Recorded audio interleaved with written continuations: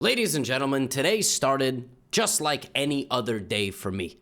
I woke up, I walked my dog, I grabbed some coffee, and I started scrolling on my phone. And when I started scrolling on my phone, I saw something that was very disturbing, and I'm going to share it with you right now. I pulled out my phone, I was scrolling through YouTube Shorts, and I saw this from Hikaru. Oh, we get Faustino Oro. We get the famed Argentinian junior player. Now, Faustino Oro is, I believe, 9 years old. He's about 2,300. This is going to make for a good game. This is going to make for a good game for a YouTube video. I have to make sure I don't lose this game, because otherwise Levy's going to steal the content. Let's go Bishop G7. So Hikaru was playing in Title Tuesday, which is a tournament on chess.com, and he was paired against Faustino Oro. Faustino Oro is this wonder kid, the Messi of chess from Argentina. He's currently the youngest ever player to cross 2,200 and 2,300. And Hikaru said he had to win that game in Title Tuesday, because if he didn't, Levy would come in and steal the content. Now, Hikaru, if you're watching this, we don't have any beef. Let's just play it up for the audience. They'll never know. He did win the game. But I'm still going to steal the content. I mean, that's what I do. I can't play chess at the level that Hikaru can play it, but boy, oh boy, can I talk about chess, and you will enjoy watching it. Not if Hikaru is still watching this, maybe not you, because you're better than me, but, you know, for the other people.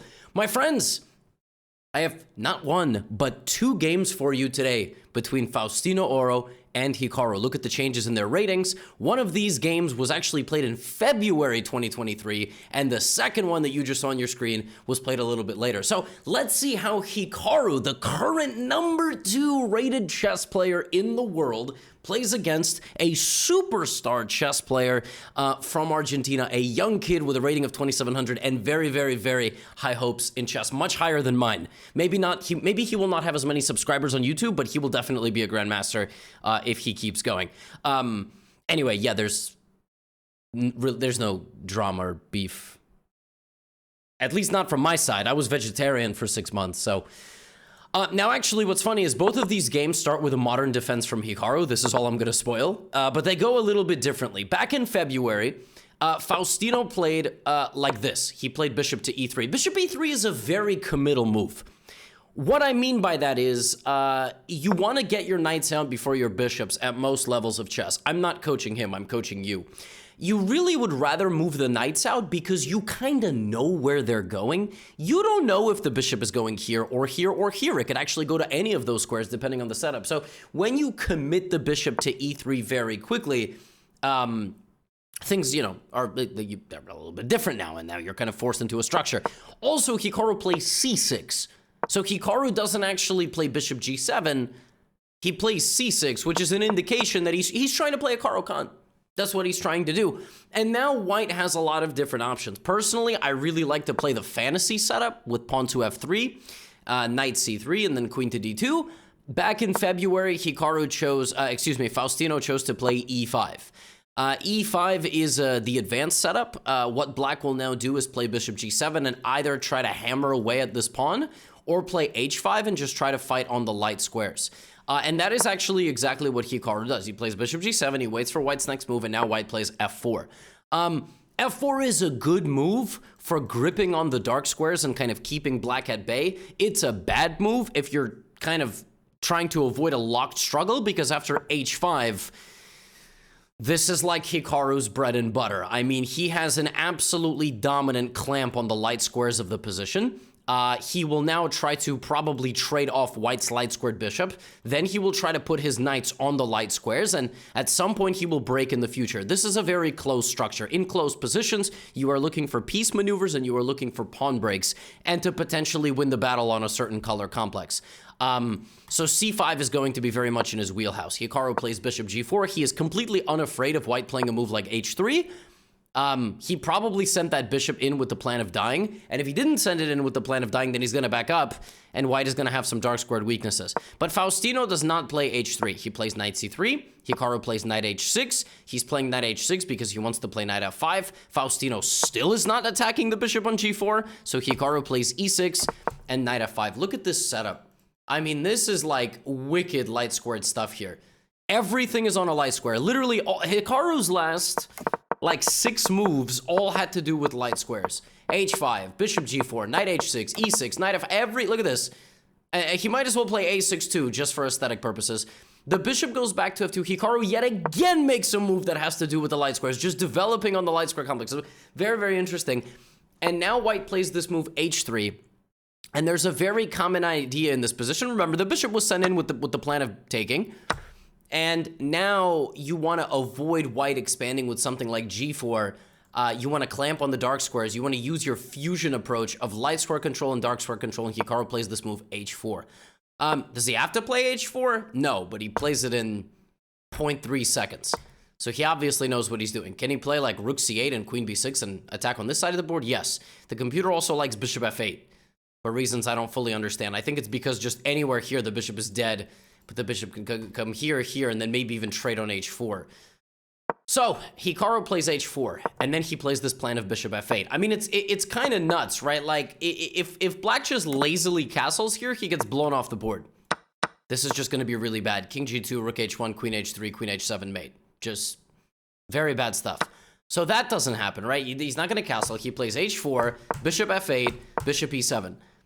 It takes one of the best players in the world who has a grasp on the position like this to just understand, I'm not in a rush. Like, I don't, it makes no difference to me. I have a clamp on the position, and the only pawn breaks that white has are G3 and C4. I've told you, this is a closed position, so you are looking at pawn breaks. And piece trades like this only benefit Black, because white now has 2 very passive pieces. He can't break out. The knight is going to rotate or go the other direction.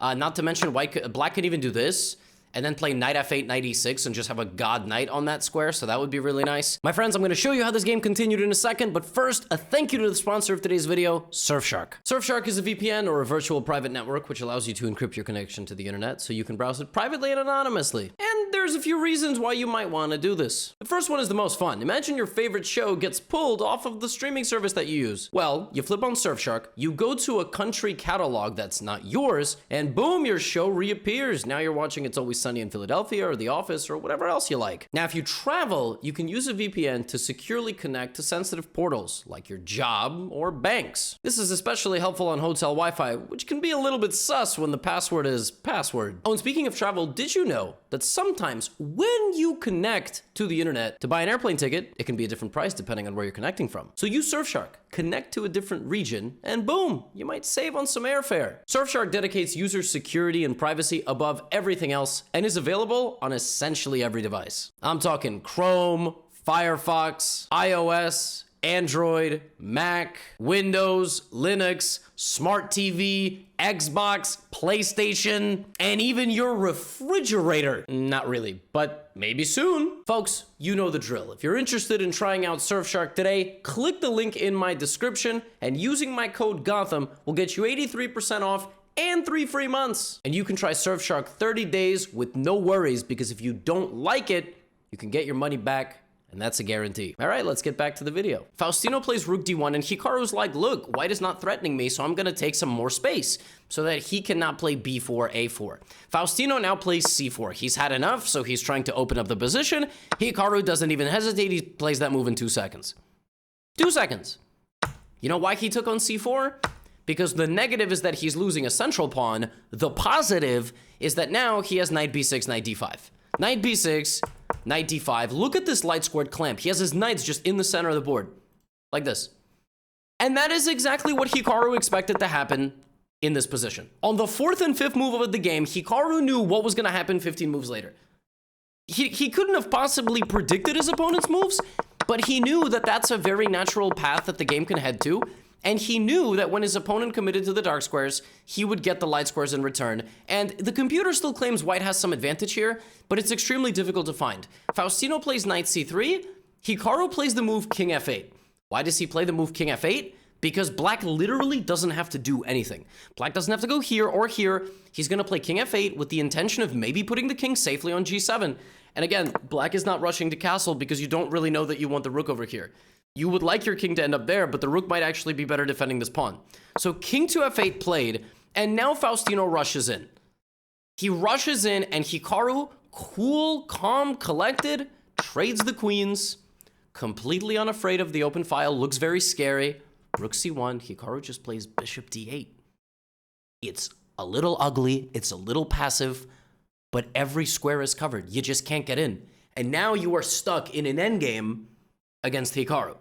It's not quite as bad as being in an endgame against Magnus, but it's bad. Bishop b6. And now only one person has a weakness. Only one person has a structural deficiency here. And it's the person playing with white. And now Hikaru switches the plan for moving his king that way to moving his king to the center. Why is he now moving his king to the center? Two reasons. He wants to connect the rooks, and number two, the king is better in the center in the endgame. The king is better over here when there's queens and pieces on the board. It's rooks and pieces. I mean, white has control of the file, but look at this. Hikaru comes in, and white cannot take his eye off the pawn. There's nothing he can do.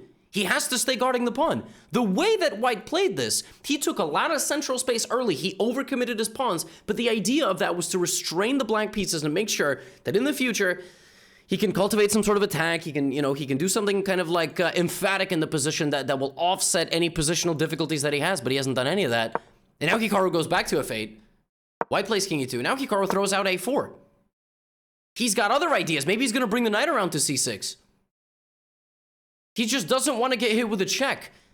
The reason why Hikaru played king f8 is that in the future, he would maybe like to move his knight, and the only way to do that would be to move the king. And also maybe he can go over here, and he's just waiting. White is running out of moves. King e2, a4, and Hikaru plays a3. He's instigating. He's instigating. If you take, I'm getting my rook in. So you're probably not going to take. But if you don't take, I play rook c3. So you have to give up on the dark squares. Notice how Hikaru is now winning the battle on the dark squares. He is now targeting the pawn on the dark squares while creating a fully light squared approach. I mean, this is the way you have to beat prodigies. Get them in a close position. Get them into positions where they can't become like an avalanche rolling downhill. Bishop back to d8, and the king is on the outskirts of the board. Knight h6. Knight h6 is checkmate. So Faustino has to block Hikaru's rook. Rook c8. The bishop goes back to a5, setting up attacks. The bishop goes back to b6, setting up an attack. King g7. Faustino grabs on h4, but Hikaru swoops into c1. He's got this. He's hunting the rook down. He actually could have been, again, according to the machine, a little bit more accurate. He could have taken on d4 here, but he keeps up the pressure. And listen, I got to tell you, credit to Faustino, because he's staying in the game. I mean, it's a rook and bishop endgame. Black is definitely playing this for a win, but Faustino is fighting back. It's really not as bad as it looks. Rook b4, bishop d4. Hikaru anchors the bishop on b2, and he's looking to potentially target, but the rook is covering everything. It's just going to be whose nerves are going to be stronger. Oh my goodness. Oh my goodness. Rook takes b3 though. Oh, rook takes b3. What a move. Rook b3. You can't take because the pawn sneaks through, but white is still okay. It's not checkers. White does not have to take. G3, G5. Hikaru, a wrecking ball, takes in on E5. King goes back to F8 to avoid any sort of pins. Rook B2 check. And it takes 50 moves. But Hikaru grabs the pawn, and now he's going to run away with pawn to A2, and Faustino resigned because A1 queen. I mean, you go back a few moves. Faustino was still hanging on. He was still in a more or less back and forth game with Hikaru in a rook and bishop endgame. Now, make no mistake, Hikaru was calling the shots in this game the entire game. Like, at no point was Hikaru in danger. But what are you going to do? This is the second best chess player in the world, and this is the highest rated, the most talented 9-year-old chess player to ever live, basically. We will see how he ages. And then they played this game.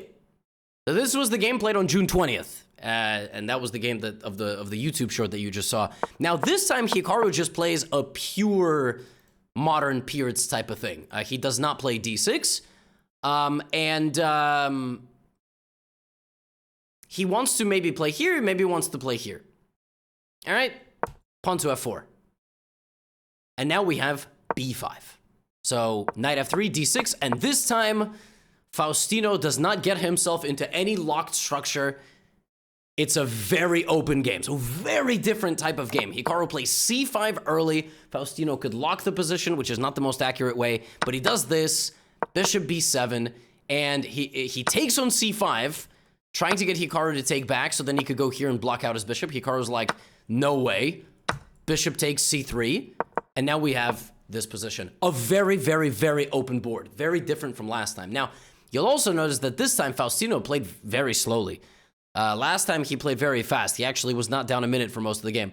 Bishop is open, bishop is open, bishop is open. Center is much more open this game. It's just very interesting to see how Hikaru handles the prodigy that is that is Faustino. Knight to f6, queen e2. He brings the rook. Hikaru gives a check, and they both bring their rooks. What a position! I mean, we are just like ready for an explosion here at any moment. The board is just going to blow up. Someone's going to play a central pawn move. It's very, very tense. Faustino plays f5. That is a declaration of hostilities. Now, it's very important Hikaru reacts the right way. If you take this, white opens up the e file, and the g file could be a little bit weak and unpleasant. However, there is also the bishop and the queen, which are laser beaming down to the white king. I mean, it is a very, very tense position. Hikaru plays e5. e5 locks the center. It also kind of puts a very unpleasant question to the white position. Do you take en passant or not? If you try to continue an attack over here and you try to sacrifice and open things up, that's one thing. But if you play knight g5, I don't really have to go here. I might even kick you out with my bishop, and then I'm going to strike back in the center. The most principled way in chess to deal with an attack on the side of the board is to attack somebody down the center line. It's just the way it works. Because the bishop hits air. There is nothing here. You're not going to put a rook there or a queen or a king, right? So it's a very difficult decision. Hikaru's trying to lock the center and then fire away with d5. The reason why he can't go d5 right away is because white will play e5, and then white will play e6, and then black will lose. So you can't do that. So e5, and now Faustino spends some time and he plays fe. By spend some time, I mean he spends like 2 seconds. fe6. The problem is that while this opened up a lot of possibilities for white, it opened up only one possibility for black, and it's a very significant one. Essentially, Hikaru said, I will trade you activity of a knight and a rook for my pieces to target your pawn, but the problem is that this is a pawn. Hikaru is threatening something tangible in Faustino's position. And that's a problem. So queen f2, very nice move by Faustino. If this, queen f7, but Hikaru just rook d7. Very smart. I mean, that's why he's one of the best in the world. This is now defended, and that's not going anywhere. This has 3 things attacking it and 2 things defending it. And I mean, you can play defense, but in playing defense, you give Hikaru more targets. He now opens up the bishop. He now opens up the knight on the queen, and Hikaru plays a very, very nice idea here. It has absolutely nothing to do with the center pawn. It's not that. It's not that. It's this.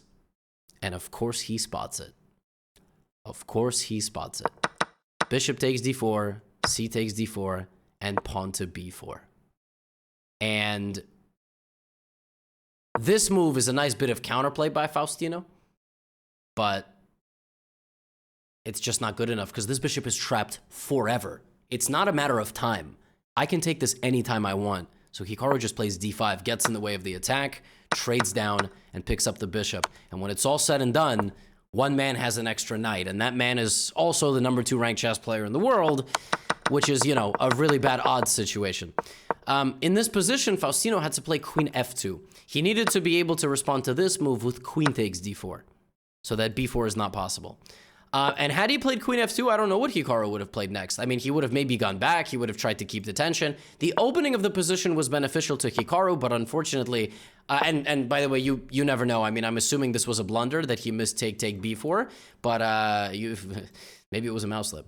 But Hikaru takes on d4, and now the rest is relatively straightforward.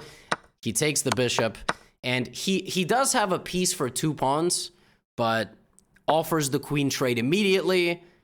White says, let's trade, but on my terms. Hikaru brings the knight back to attack the rook, and now very simply just takes the pawn on d5. And Hikaru's being very stubborn. He's still not taking the queen. Now he does, and now it's very clean. You get the rook down to the 2nd rank. White tries to counterattack. You take. You get the pawn in the center. You're up a knight for free. You're going to put your rook down, get the rook behind the pawn, and activate the knight. And that is exactly what Hikaru is about to do. Rook is behind the pawn. He gets the pawn. He makes sure that he can move the knight away because of the pin.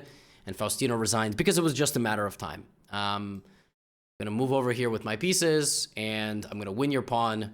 Rook and knight versus rook is a draw, but rook, knight, and one extra pawn is definitely not, because that pawn can become a queen. So 2-0 for Hikaru versus the young prodigy. That is how it goes sometimes, but I believe in Faustino. In that first game, it was very tense, it was very close, and I mean, I would hardly say that you know, this is some resounding sign of negative things to come in the young man's career. And well, this game just shows that if you get into a shootout, if you get into a tactical slugfest with Hikaru, it's so crazy how quickly he can make you pay. Hikaru is like an Adesanya, Israel Adesanya in the UFC. The second you throw a punch, I mean, he hits back twice as fast and 3 times as powerful, right? I mean, it's just instant. You make one inaccuracy, the game's over. Just one. You have to be perfect for 99% of the game. And the other game, which was a bit more closed and maneuvering, Faustino did a great job. I mean, listen, this first game was very close. Very, very close, but the better player won. The more experienced player, the better player won. And in this game, Hikaru was just unstoppable. Played at 95% accuracy. He didn't lose, but Gotham is still going to make a video about it. My friends, I hope you enjoyed this little deep dive into their 2 games. I look forward to covering more of them in the future. Maybe Magnus is going to get against this game against Faustino. If you're watching from Argentina, let me know in the comments. The Argentinian fans for chess and any sport are just sensational. So I believe they yell, muchachos. We cheer on Faustino. We cheer on Hikaru. And yeah, that's all for today. I will see you in the next video. Get out of here.